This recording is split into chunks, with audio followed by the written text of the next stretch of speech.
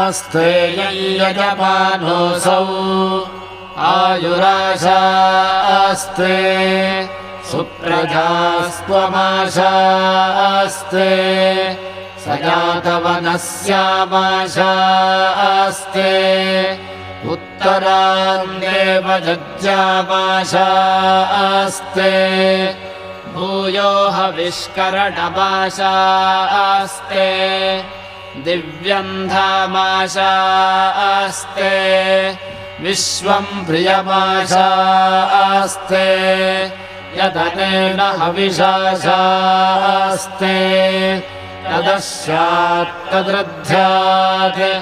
तदस्मै देवारासन्ताम् तदग्निर्देवो देवेभ्यो वनते वयमग्नेर्मानुषाः इष्टं च भीतं च उभे च नोद्याभा पृथिवी हसस्पाताम् इह गतिरुभावस्येदं च नमो देवेभ्यः अस्य श्रीरुद्रस्य प्रश्नस्य अघोरऋषिः अनुष्टुप्छन्दः